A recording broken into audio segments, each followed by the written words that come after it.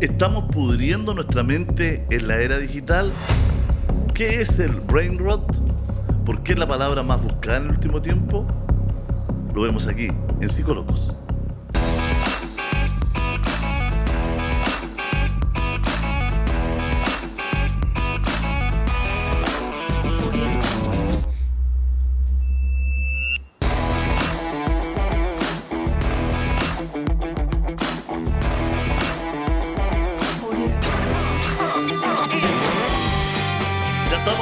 En el día de hoy con Mauricio Valenzuela Valderrama, con don Sergio Chili, nuestros psicólogos. Hoy día vamos a hablar del brain rot. ¿Qué es lo que es el brain rot?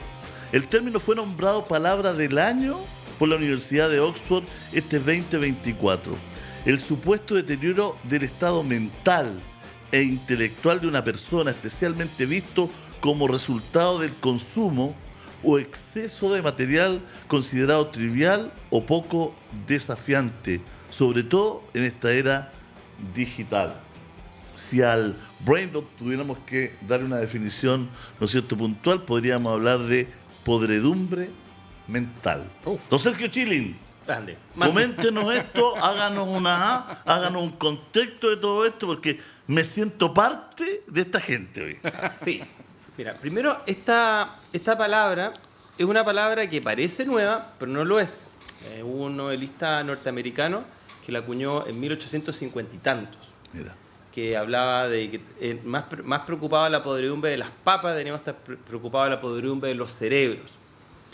Esta palabra tuvo importancia este año, porque tuvo muchas búsquedas, ya el año pasado también, principalmente en dos generaciones, la generación de los más chiquititos, lo que se conocen como la generación alfa, y la generación Z, que son un poquito más grandes, que ya son el adulto joven de este tiempo. Ahora, ¿qué habla esta palabra? Habla de un estado mental de podredumbre opuesto a la idea de la era de las luces que teníamos en otras épocas, por ejemplo, como el Renacimiento, donde la persona que está asociada con ello está teniendo un sobreconsumo prácticamente zombificado de pantallas. Por eso está el zombie scrolling, que es una persona que esté perdiendo su tiempo libre, sencillamente mirando, por ejemplo, distintos reels de TikTok sin siquiera poder tomar conciencia de qué es lo que está haciendo. O la persona que está viendo si tiene una nueva notificación en su medio, en su Instagram o en su Facebook, si le caiga la notificación, estando esperando ahí. O la persona que está constantemente viendo videos insignificados por YouTube. Entonces, esta podredumbre cerebral tiene ese contexto de que muchas veces las personas están sencillamente matando el tiempo a través de una pantalla. Ahora, ¿tiene un trasfondo más psiquiátrico, más clínico? Sí hay alguien, un señor que se llamaba Manfred Spitzer, habló el año 2012 en un libro que se llama Demencia Digital. Demencia Digital fue un texto que fue basado en un estudio que hizo los surcoreanos, no por la casi guerra civil que tuvieron, digamos, golpe de Estado últimamente, sino que en ese tiempo él empezó a estudiar en los surcoreanos el sobreuso de pantallas y el efecto que tenía en los adolescentes.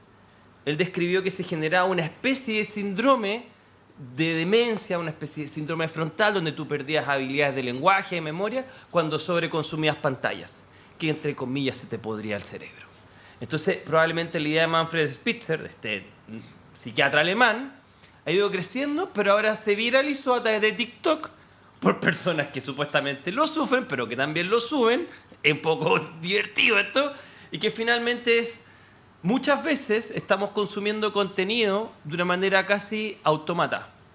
Y eso está declinando nuestras capacidades de poder expresarnos, de poder recordar, de poder prestar atención.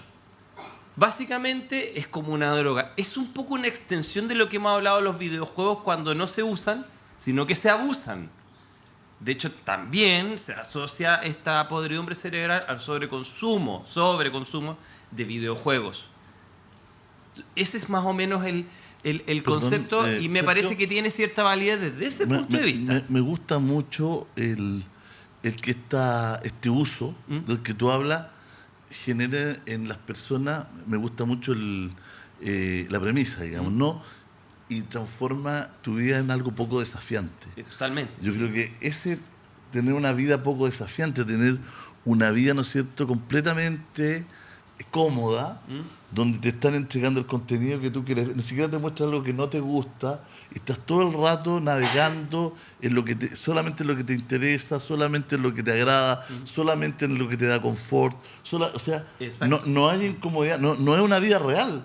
Que la vida real está con problemas, está con dificultades, está con problemas de amor, está con problemas circunstanciales laborales, de trabajo, está con problemas de repente contigo mismo, claro, digamos, ¿no es cierto? Entonces te saca incluso de aquello y te lleva como a un falso confort, ¿no es cierto? A una falsa estabilidad, a un falso bienestar, Mauricio.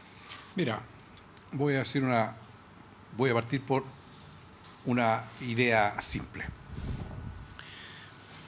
Para que algo se pudra, primero tiene que estar maduro. No puede venir una podredumbre de algo que no está maduro. Una fruta verde que no ha madurado no se pudre. Tiene que pasar por el proceso de madura. Mira qué simple es la reflexión. Entonces, ahí tengo una pequeña discrepancia yo con el concepto. Porque yo lo que siento es que no hemos estado, no pertenece estas generaciones, incluso las anteriores, incluso la mía, a ese proceso de maduración previo. ¿Ok? Dicho eso, que es para que la gente lo piense y lo reflexione, dicho eso, a mí me parece que hay un concepto, y tú lo pusiste, que es irónico. TikTok. ¿De qué se preocupa? De la inmediatez y de la gratificación. Son los dos conceptos clave que ha tenido el éxito que ha tenido, que tiene problemas China con Estados Unidos, graves, porque 160 millones, no sé cuántos millones en Estados Unidos la quieren bloquear. Bueno, hay todo un problema, no es un problema geopolítico internacional, o sea, no es un tema menor. Nosotros lo vemos más residualmente. ¿Por qué? Porque el sistema opera mediante la inmediatez de la gratificación. Y ese es un tema que hemos conversado muchas veces. Y eso, claramente, esa inmediatez, transgrede lo que es un poco la vida, encuentro yo, que tiene que ver con los procesos. Nada es inmediato. Todo requiere de un proceso para tener un resultado. Para nosotros estar aquí, para hacer este programa, para llegar donde queremos llegar, nosotros tenemos que transitar por la vida y pasando etapas, tener cierta disciplina, tener cierta noción de qué es primero, qué es segundo. O sea, hay un concepto que es de fondo. Entonces, cuando tú te encuentras con una persona que quiere las cosas en forma inmediata, y no solamente que sea inmediata, sino que además sea altamente gratificante, entonces claramente se transforma en lo que podría ser una droga. Quiero mi hamburguesa ahora ya, un típico que salió hace tiempo, todavía lo recordamos. Sí. Mi cuarto libra ahora. Mi cuarto libra ahora. El que está, y me van a entender la gente que sabe que tiene personas adictas a la pasta base. Quiero mi pasta base ahora ya, y están dispuestos a hacer cualquier cosa con tal de conseguirlo, incluido matar. Y no me estoy poniendo a dudar. Eso es pudrición, eso es pudrición. Entonces, le di dos vueltas. Por un lado el tema maduro, y por otro lado podrido. Sí, puede llegar a podrir este concepto de lo inmediato y de lo altamente gratificante. ¿Por qué? Porque lo gratificante lo que tiene es que lo que hoy día nos gratifica en una cierta medida, en una cierta cantidad, esto es igual que la droga y que cualquier cosa. Después nos deja de gratificar y necesitamos mayor cantidad para tener la misma sensación de gratificación. Y eso nos va pudriendo, porque es imposible, porque tenemos una espiral hacia el infinito. Y esa persona en algún momento va a colapsar, como colapsa un drogadicto, porque finalmente la droga le deja de hacer efecto y entra en estado de, comillas, de una depresión, generalmente, o de estado psicótico, o de estado de enfermedad mental, que podríamos llamarlo, comillas, pudrición. Claro, me parece que acá ocurre un fenómeno que le doy una vuelta, ¿no? En que a diferencia de otro tipo de drogas, o a diferencia de otro tipo de evasores, aquí estás metido en algo en que tú no tienes conciencia real de lo que es. Porque cuando el drogadicto va a buscar pasta base, él sabe que está en algo malo. Él sabe que es un adicto. Él está robándole a la mamá al florero, está robando un poquito de plata del chauchero, le sacó algo para vender al tío, digamos. Sabe que está en algo malo, va a comprar un esqueleto. El que está metido en esta pudredumbre mental está metido en algo que, por el contrario, a veces piensa que es bueno. estoy trabajando todo el día, estoy metido en esto, me está llegando información, tengo data de esto. Entonces, como que no hace esa reflexión que el otro no la hace porque ya está drogadicto, está adicto, Claro.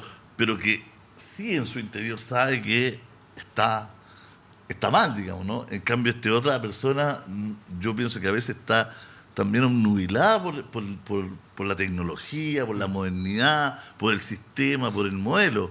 Y de ahí te pregunto, y si me agarras esta idea, también por los australianos que Claro. quieren hasta los 16 años que no se usen 14 creo. redes sociales. No sé, creo que 14 o 16, no sé.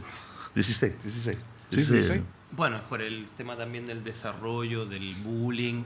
No olviden de que actualmente muchos colegios, muchas escuelas, lo primero que hacen los alumnos es visitar las redes sociales de los profesores Ajá. y ver cuál es su historial. Entonces, muchas veces las profesoras y profesores o docentes, creo que es la palabra más apropiada, pedagogos, tienen que cuidar mucho su vida privada, porque después el alumno dice, mira, yo vi en tal red social que tú salías con tal profesor. Claro. Eso sucede. Claro. Entonces ahora se invirtió el poder porque, bueno, ahí la persona se siente desautorizada porque en su tiempo libre, pero están revisando los niños todo lo que hace. Aparte que tienen redes más ocultas dentro de estas mismas redes sociales para hacerse bullying entre ellos. Claro. Entonces, sí, me parece muy buena idea, no solo por el tema de la demencia digital posible, probable, quizá, no sé, en los australianos, el tema de que mientras tú estés en tu desarrollo cerebral no sobreconsumas pantalla, que no te afecte tu desarrollo de la atención, la memoria, etc. No olvidar, lo hemos dicho muchas veces acá, pero es necesario recordar que hasta los 25 años no se termina de madurar el cerebro. El cerebro humano tiene un proceso de maduración que es más lento que el del resto, particularmente del lóbulo frontal, que es un área súper grande e importante de nosotros.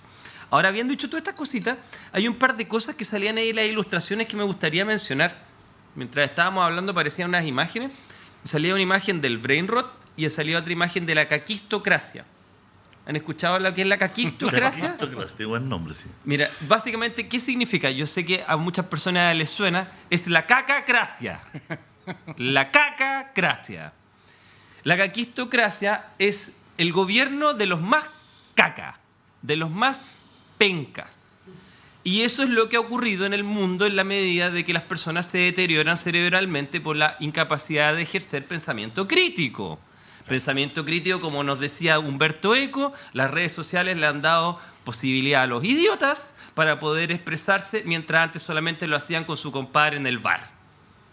Entonces, ¿qué es lo que pasó con la caquistocracia? Es un concepto también asociado a que lamentablemente parte de nuestros gobiernos ahora está dominado por la masa, por la opinión del promedio, pero la opinión del promedio está mal alimentada. Y ahí nos trae otro concepto, el concepto de spam. ¿Alguien ha escuchado el concepto del spam? ¿Conocen de dónde viene la palabra spam? Spam viene de un tipo de carne que era una carne que no tenía forma y prácticamente no tenía sabor, que se vendía en Estados Unidos.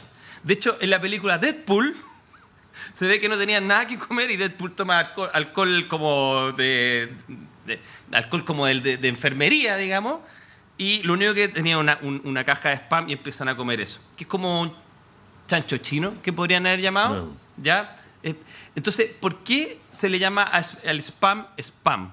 Porque es una carne que no tiene ningún contenido alimenticio, nutritivo, Proteico, claro. proteico, no es nutritivo, es un alimento innutritivo, amorfo. De ahí se viene el concepto spam, que cuando tú dices que una carpeta se llena de spam, ¿y qué tiene que ver con esto que acabamos de decir? Nuestra mente en este momento está lleno de comida poco nutritiva, de información inútil, y que se ha empezado a llenar no solamente en nuestros cerebros, también en las redes sociales. De hecho, la teoría de la Internet muerta, que alguna vez hemos hablado acá, dice que hasta el año 2016 los humanos manejaban Internet. De ahí en adelante, los bots e inteligencia artificial y información autorreplicada es lo que domina las redes. Entonces ya no sabemos con cuántas personas nosotros realmente interactuamos. Posiblemente la mitad de las personas que nosotros interactuemos sean cuentas falsas, sean cuentas autorreplicadas. De hecho, mismo Wagner, ¿saben? El principal modo de negocio que tiene la empresa Wagner de mercenarios es tener trolls. Y muchos de esos trolls son reales y otros trolls son autogenerados. Son celulares que se inventan cuentas y empiezan a responder como si fuera una persona. Entonces, ¿cuánto de la información de Internet no solo es falsa, sino que está construida por una inteligencia artificial que a medias trata de crearse a sí misma y crear información asociada para validarse? ¿Y cuánta de esa información realmente no tiene ninguna utilidad? Y está entrando toda esa grasa saturada a nuestro cerebro. Y lo está llenando en una especie de gelatina, pero un spam gigante. Pero un spam en este momento no es una carne amorfa, sino que nosotros en este momento somos un pensamiento amorfo que no es crítico. Y que eso nos lleva a veces a validar personas en el poder que no tienen las aptitudes necesarias para ejercerlo. Y eso pasa con la gente en Canadá, en Estados Unidos. No me voy a referir a Sudamérica por si acaso, porque nosotros somos, por supuesto, personas que elegimos siempre muy bien a las personas que nos dirigen. Nosotros somos personas que obviamente no caemos en la cacacracia. Pero claro, esas son las consecuencias del empobrecimiento del pensamiento crítico. Bueno, el pensamiento crítico que precisamente tiene mucho que ver con esto de que hablaba yo al principio de tener una vida poco desafiante, ¿no? ¿No es cierto? Poco desafiante. Y que todo está tan desmenuzado y amorfo que tú no tienes que procesar la información. Simplemente llegas y te la comes, y te la comes, y te la comes. Entonces al final empiezas a decir, oye, si salió en TikTok de que la luna es cuadrada, bueno, será, pues si lo dijo Mr. Tartaria es, pues listo. Y hay 20 personas, con todo respeto, creo que un gran creador de contenido, pero Tartaria dice que Obama es reptiliano y listo, pues hay un montón de personas, no, es que lo vi en TikTok, información en inteligencia artificial, chao. Y, ¿Cómo no me tengo que pensar? O le puedo decir quizá yo a un neurocirujano o probablemente al premio Nobel de Física que yo opino que no estoy de acuerdo con su interpretación de, no sé, pues de la Vía Láctea. Y mi opinión, si tengo 100.000 o 500.000 seguidores, quizás tiene más peso de él. No debería ser así. Platón nos enseñó que hay diferencia entre doxa y episteme. La doxa es lo que yo opino. Yo puedo estar en desacuerdo con los calzoncillos azules. Episteme es, hay calzoncillos azules ahí. Entonces, se fijan, por eso nos estamos empobreciendo, porque no sabemos entender los niveles de ofensa, los niveles de cómo se establece el pensamiento. Nada. Entonces creemos que todos tenemos la verdad porque sentimos de que nosotros tenemos razón. Eso no basta. ¿Y a ti qué te parece, Mauricio, el tema de fondo, ¿no? Este tema de la incapacidad de generar pensamiento crítico. Este tema de que, ¿a dónde nos lleva? ¿A qué tipo de sociedades? ¿A qué tipo de relaciones? Lo voy a abordar desde la siguiente mirada, desde la siguiente perspectiva.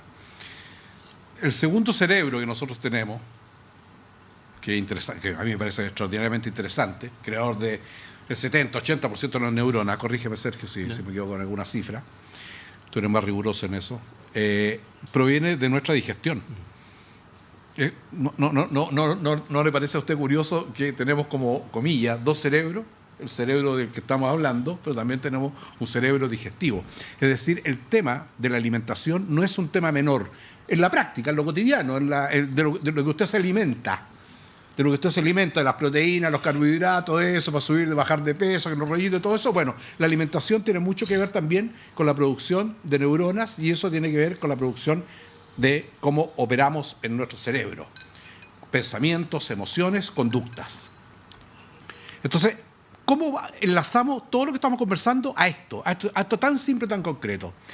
Si de lo que nosotros nos alimentamos en lo cotidiano y en lo concreto tiene repercusiones en lo que estoy hablando de nuestro cerebro, imagínese usted la importancia que tiene que tener sobre lo que nosotros conversamos, sobre lo que nosotros estudiamos, sobre lo que nosotros leemos, sobre lo que nosotros reflexionamos. Dejar de hacerlo. Toda la información que tú tienes es como engullir. ¿Engullir? ¿Se puede usar esa palabra? Sí. Engullir. ¿Ok? Yo veo a mis gallinas cuando estoy en el campo y les tiro maíz, se engullen el maíz. Entonces no lo procesan. Lo llegan y lo comen. Se lo tragan todo. Eso. Se lo tragan todo. Entonces, ahora voy a lo puntual, que es el tema de fondo. ¿Qué es lo que necesitamos en la vida particular y qué es lo que necesitamos en la vida social? Tener un pensamiento crítico. Y tener un pensamiento crítico no es andar criticando, es tener opinión bien informada. Cuando tú tienes una opinión bien informada, es porque esa opinión te la has formado tú. No te han dicho lo que tienes que pensar, no te han dicho cómo tienes que actuar, porque tú no eres un títere, Tú no eres un títere de nadie. Tú tienes que ser una persona autónoma, autovalente, en el amplio sentido de la palabra. Y para eso hay que estar bien informado. Y para estar bien informado tú tienes que pensar, tú tienes que reflexionar, tú tienes que sentir. Porque eso finalmente se va a traducir en tu voto, en tu manera de actuar, en cómo conduces, en cómo te conduces en tu propia vida, cuáles son tus objetivos. O sea, la trascendencia que tiene es enorme. Tener un pensamiento crítico en un país habla de una persona de mayor nivel de desarrollo, de una persona más desarrollada. Un pueblo, un país con más nivel cultural no es porque sepa tanto más ciencia cuántica ni nada, es porque está bien informado, porque sabe lo que está opinando, porque tiene información válida, de calidad, es igual que un alimento. Claro, y pasa también esto, sacándolo de lo macro, con las parejas, que tenemos relaciones a veces donde no las vivimos como son y no las reflexionamos, no las analizamos, no las proyectamos y vivimos el día a día, el día a día, el día a día. Casi como una página, ¿no es cierto? Como un blog. Pongámoslo de otra manera. Si nosotros quedáramos frontalizados, es decir, dañados en nuestra capacidad de raciocinio y mastique de la realidad y reflexión, viviríamos como en un momento muy pueril, muy infantil. Y nuestras relaciones probablemente serían poco, no diría si poco profundas, pero no podríamos extender toda la implicancia de las cosas que hacemos. ¿Por qué les menciono esto? Porque tengo la impresión que nosotros ya no estamos siendo capaces de reflexionar no solo respecto a lo que consumimos, como muy bien plantea Mauricio. Comemos información sin siquiera darnos el tiempo de comprender lo que estamos recibiendo, sino que también nuestros vínculos son vínculos pueriles, vínculos extremadamente infantiles, pero no en el término bonito de la palabra, sino en el término de completamente desconectado, aparente, sin profundidad, sin reflexión. Mira, uno no puede discutir si dos personas se desean que lleguen y tengan un momento amatorio. Pero normalmente las personas cuando generan un vínculo físico también generan un vínculo emocional. Sí, claro. Y eso actualmente muchas veces está desprovisto y se normaliza. Cuando las personas tienen hijos, se asume de que esas personas forman un vínculo con sus hijos. Y ahora eso a veces es cuestionable. Hay personas que no ven a sus hijos, o personas que son criadas por otros familiares. Entonces uno se pregunta qué clase de personas estamos construyendo esta sociedad. Y llegas a la conclusión de que son personas inconscientes, que están sencillamente aplicando distintos botones y que no son capaces de analizar lo que están haciendo. Pero ni siquiera son malos. Es parecido a este concepto de la banalidad del mal de la doctora Hannah Arendt, donde las personas a veces hacen actos atroces por simple ignorancia. Entonces tu pregunta respecto a los vínculos, a estas relaciones, son relaciones superficiales, son relaciones vacías. Son relaciones vacías de significado, porque el que debería generar significado en sí mismo tiene poca profundidad. ¿Cómo va a tener profundidad en amor a alguien que ni siquiera está siendo capaz de analizar críticamente su existencia? Y no te digo que sea una filósofa, un filósofo. A eso me refería. Claro.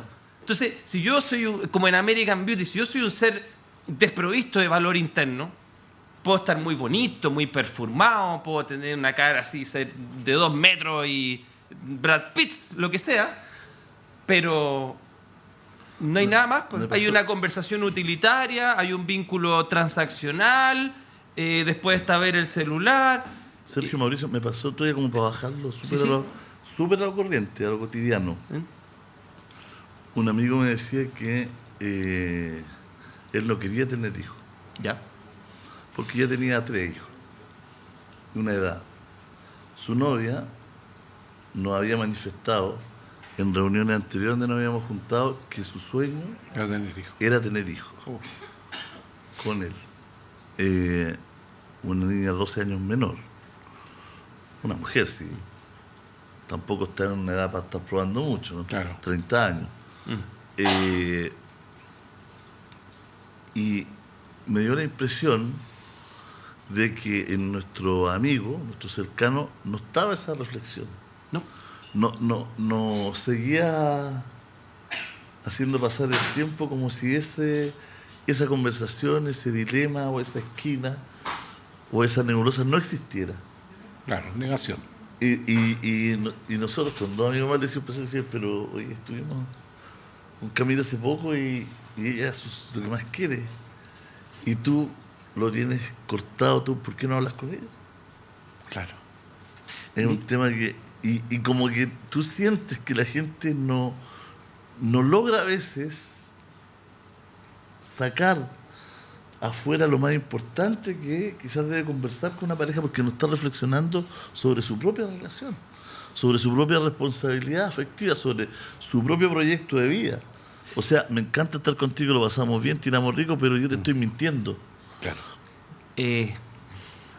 Mira, una pequeña nota, si me dan un minuto, Sí, dale. por favor.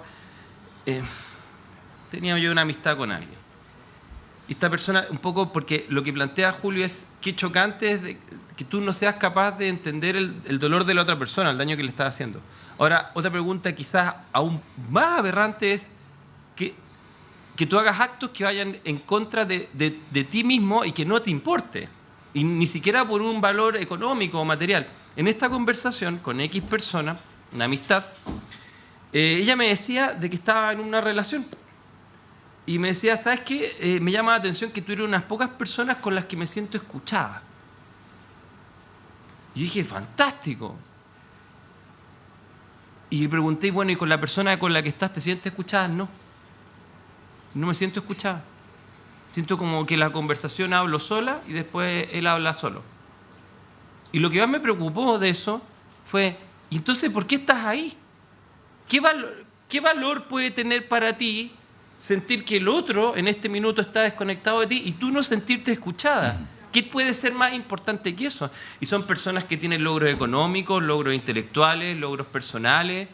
O sea, tampoco uno podría decir que hay algo transaccional solamente, que también uno podría decir no estoy de acuerdo, pero podría ser. Entonces uno se pregunta cuánta gente hay afuera que ni siquiera valora lo importante que es estar conectado con un otro para estar ahí con esa persona relacionándose. Y te diría que muchas personas están en ese estado. Entonces ahí uno dice, chuta, ¿sabes qué? Quizás con estas personas no tengo que relacionarme porque si se están tan desconectadas de sí mismos, ¿qué pueden entregarte a ti? Y eso es algo sutil, no es algo que está en el contenido del pensamiento, es algo que está en la forma del pensamiento. Está en esos detalles de me siento escuchado, en este detalle de este joven que tú me mencionas, cómo no se da cuenta que actuar así es inconsecuente con lo que la otra persona está sintiendo. ¿Te fijas? No es algo declarado. La mayoría de gente no aparenta ser, disculpe que lo diga así, mala o buena. Pero en el fluir, tú percibes, no sabes que esta persona, más que mala, está súper desconectada. Entonces esta conversación no es nutritiva, es spam, es un contenido basura. ¿Me entiendes? No está procesado, no es algo de calidad, es una masa nomás, una masa amorfa. Mira, no quiero pasar por arrogante porque no lo soy y me carga la gente arrogante, ni la soberbia, ni dictar cátedra, ni serviría Bachelet para decir cómo hay que hacer las cosas. Cuando uno ya está un poco mayor, solo sugiero ciertas cosas. Creo que una relación fértil, que es muy importante, la fertilidad, no en el sentido de solamente tener hijos, fértil en el más profundo sentido de la palabra, en el sentido casi espiritual o ponle como quiera, el concepto fértil. Las relaciones se dan, entre otras cosas, en el silencio, en la mirada, en lo sutil, pero también se dan en el lenguaje, en conectarse con el otro. Porque cuando tú estás hablando de una relación. No estás hablando solamente de dos cosas que se tocan, ¿ok? Entonces se relacionan, dos neuronas se relacionan, sinapsis, axones, y vas conformando tu cerebro o tu mente, principalmente. Entonces, el tema de la comunicación, que es un concepto muy interesante, muy amplio, es la que construye o no construye. Y aquí donde viene la introducción que hice al principio. Y me voy a incluir para no parecer arrogante. En realidad somos un país o vivimos en un contexto casi latinoamericano, con nuestras diferencias, pero con nuestras grandes similitudes, donde se da mucho la superficialidad, en todo ámbito de cosas. Entonces, en esa superficialidad, ¿qué es lo que falta? La honestidad. En este país no es bien visto ser honesto. Una cosa, por ejemplo, y no es por decir, oye, que somos subdesarrollados, desarrollados europeos. Yo no caigo en ese juego, pero como tengo hijos, y lo he dicho ya, y sueco y todo, conozco un poco esa cultura. O sea, algo que se da como más fácil que la tabla del 1, o como algo muy básico en esta cultura, es ser honesto. No es ser simpático. Aquí con tal de evadir el conflicto, entonces tu amigo escucha, pero no escucha. Y hay una complicidad de la otra persona también, pero no te lo diga. El problema no solamente está en el que no quiere tener hijos, sino en la que quiere tener hijos que no es la ciencia, y le dice, claro, asumirse, pues. Sí. Y decir, oye, este es un tema pareja. Y este es un tema de cuál importancia para mí, cuán dispuesto estoy yo a renunciar a ser madre, que no es cosa, no estamos hablando de cosas menores, no estamos hablando si me compro un Porsche, me compro un Citroën, no estamos hablando de cosas tan superficiales, estamos hablando de cosas profundas, estamos hablando de querer ser madre y no saber enfrentar a tu pareja. ¿De qué pareja me estás hablando? Exacto. Súper superficial. O sea, una comunicación, como digo yo, como cuando me gusta jugar tenis, a mí me gusta jugar con el frontón. O sea, la pelota me la devuelve la muralla. No juego con nadie, juego solo. Converso solo. Le hablo a la muralla y la muralla le habla a la otra muralla que soy yo. O sea, conversación de sordos. No solamente agregar para ti, Mauricio, y tú puedes si quieres desarrollarlo más, el tema de mala fe de Sartre. La poca importancia que se da cuando la gente actúa así, del significado de tener una vida finita en un mundo infinito y que cada decisión es libre, que define tu existencia, que no es tan trivial este tipo de cosas. Normalizan algo que habla del protagonismo no de tu propia vida, de tú en tu propia vida, que no puedes dejar que las cosas sucedan nomás. Eso quería mencionar. No, eso está perfecto. Entonces eso me parece a mí, no sé si respondimos tu pregunta. Oye, está muy de moda hoy día la soft girl. ¿Qué es la soft girl? Es una mujer que es tendencia, deja de trabajar y su pareja le da un salario. Sí. Hay soft girls, soft boys también, donde la mujer le da un salario, ¿no es cierto? Dejan de trabajar. Mira, ahí dice Vilma Larsson, de 25 años, es una de las exponentes de esta nueva tendencia, señalando que ahora que dejó de trabajar y su novio le entrega un salario mensual, vive más relajada. Sí, eso he conocido gente que está en ese modelo. Sí. Mucha gente. Pero esto esto es rarísimo, ¿no? Esto es como es como una declaración de principios, ¿no? Claro. Porque antes, claro, había mamás que no trabajaban porque no era una tradición, venía sí, así, claro. Pero estamos hablando directamente de alguien que está en pareja y que no es que trabaje para la familia, sino que le entrega un salario. Claro. Entrega un salario. Un sueldo, claro. Un sueldo. Falta que le ponga imposiciones nomás. Un sueldo por ser pareja. Por ser pareja. Una locura. Dejemos esto para la próxima semana. Sí, buen tema. Muchas gracias, Mauricio. Gracias, muchas gracias, Julio. Sergio. Vamos a hablar de Juega en Línea. Juega en Línea, ahí está saliendo el código.